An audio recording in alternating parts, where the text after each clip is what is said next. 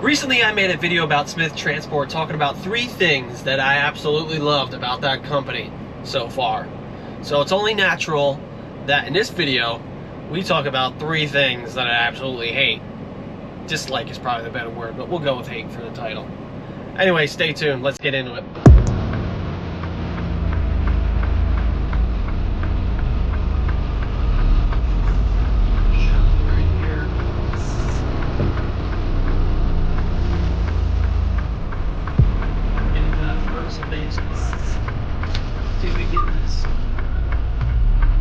What's going on, guys? Welcome back to a brand new video. Like I just mentioned in the open there, I made a video recently talking about 3 things that I love about Smith Transport so far. So it's only natural that we do the opposite.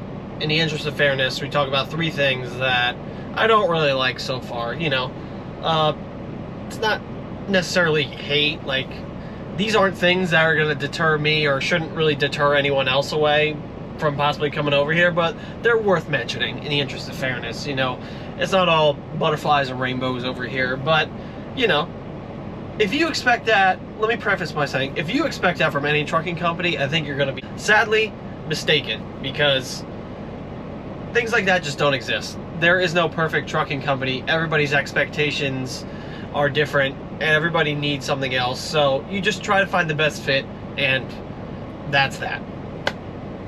So 3 things. I'm going to start at number 3, work my way down to number 1. Honorable mention, I guess, from the outside looking in, OLI, if you want to put it like that. I guess you'd call us number 4. The OmniTrack system. It's just old. It's outdated. It feels slow, laggy sometimes. Doesn't do the job, absolutely. I understand why we still have it. I think all the major companies under this umbrella, CFI Millis, Heartland, if I'm not mistaken, we all kind of run the same OmniTracks. It is what it is. It's a little outdated and can be slow and laggy sometimes, but it does the job. And you know, I can't imagine what it would cost to transition to a totally different operational device like that in the trucks as far as ELDs and communication and everything else is concerned. Yeah, so I mean, not great, but does the job. It's fine, but worth mentioning. So that'd be number 4, OLI. Number 3, Fuel Solutions. I know, I was the same way. I came from a company that we just had an account, a fuel discount at Love's Travel Stops. Everybody knows Love's is probably the best of the big 4 major truck stops out here on the road. Love's has always, you know, had a great reputation, clean, nice, newer. A lot of the stores are newer. Showers are great. You know, never really any major complaints from the drivers. Amenities, but yeah. So here at Smith, we have what's called Fuel Solutions, and basically what it is, along your route from pickup to delivery, if you need fuel, they'll assign you a fuel solution. And what it is hey, they'll say, hey, go here, and they fuel at all major truck stops, Pilot Flying J, Love's, and TA Petro as well. So you're still going to be stopping at all the majors, including Love's, for what it's worth. But they just tell you, hey, go here, fill up. Well, 9 times out of 10, it'll just say fill. It'll just tell you to fill it up or whatever.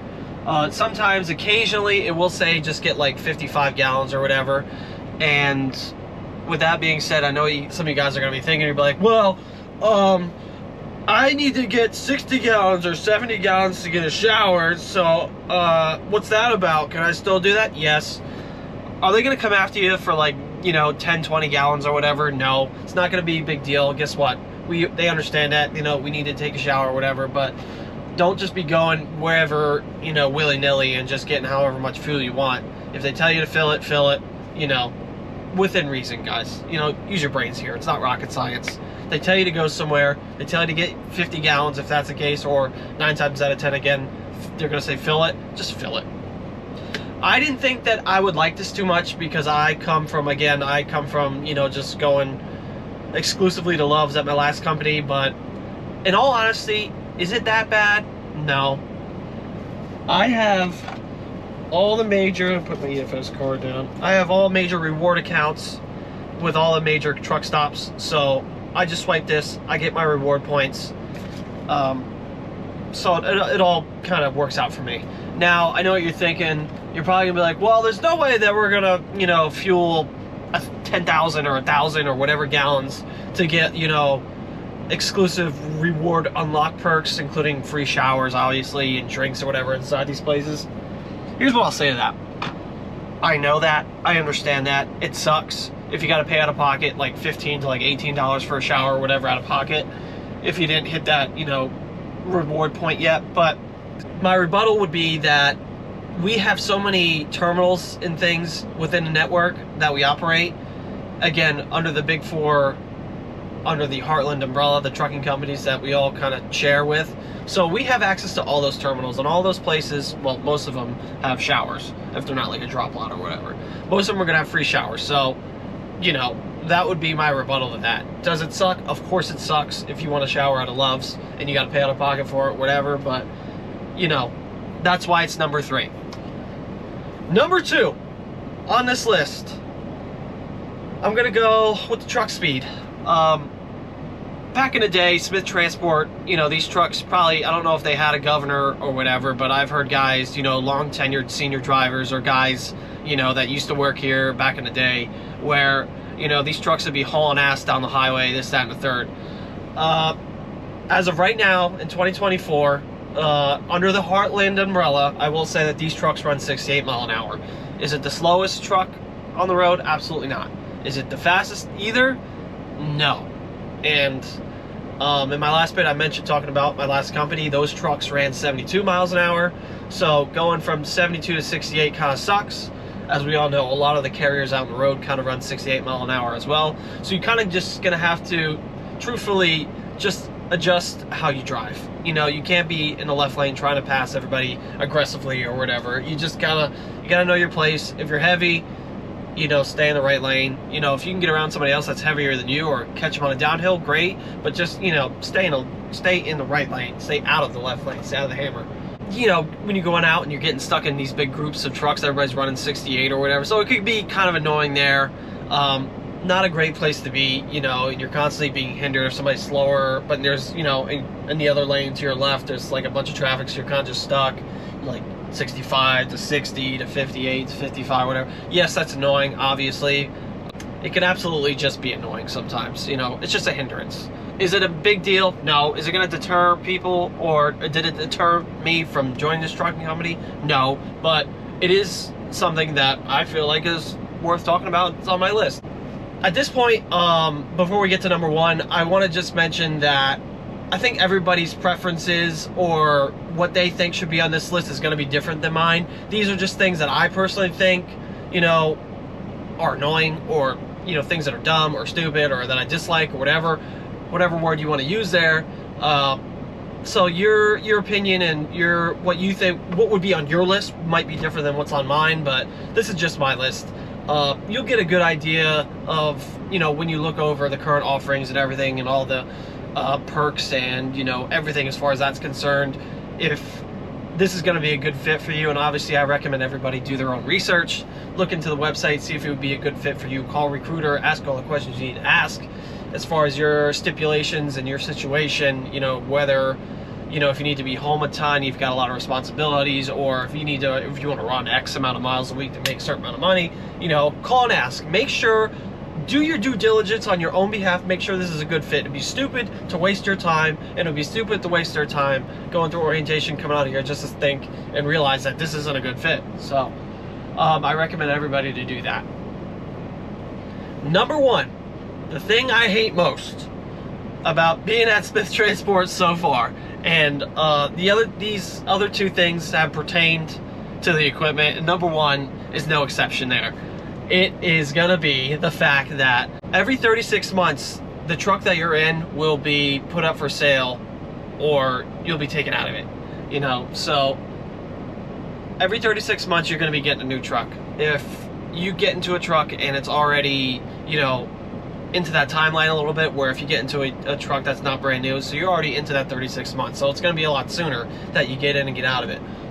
I say all that to say, all the new trucks under the Heartland umbrella that Smith is getting, they don't have APUs. I say all that to say that all the new trucks that we have don't have APUs.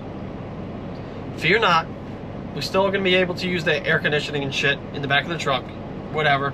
They have the Peterbilt Kenworth equipment of the OptiIdle, if you're familiar with that. So you turn the truck off, you hit a switch on the dash, and then, you know, if the battery percentage, the voltage drops too low, or when you turn on the little HVAC box at a sleeper area, if you have it set to a certain temp and it gets above that temp, the truck will automatically kick on, and it'll, you know, run the AC until it gets to that temp, and then it'll turn back off. It automatically kind of monitors it for you. Also, a little side note there, we have the Webasto bunk heaters, the little heater underneath the bunk area that runs off the diesel. I haven't used it yet because it's been hot as hell outside, so I haven't, you know, had need to turn it on yet. But, you know, when it gets into the winter time, when it gets cooler and stuff, you know, that'll definitely be a nice perk to have. But as far as AC is concerned, I know APUs are definitely nice when, especially when your truck is, you know, kicking on and turning off, you know, at all times throughout the night or the day or whatever, depending. But that's why it's number one for me. I love having an APU. I love just listening to it idle. It always put me to sleep. Those reefer guys will tell you the same thing about the refrigerated units on the back of the trailer, or on the front of the trailer, in the back of the sleeper area. It's just, you know, it kind of drowned out a lot of the environmental noise, whether, you know, be a truck idling next to you or whatever, and you just, it would just run all night. You know, it wouldn't be running the truck, it would just be running the APU, and it would be comfortable, it'd be nice, and the fan would be going, and that's that.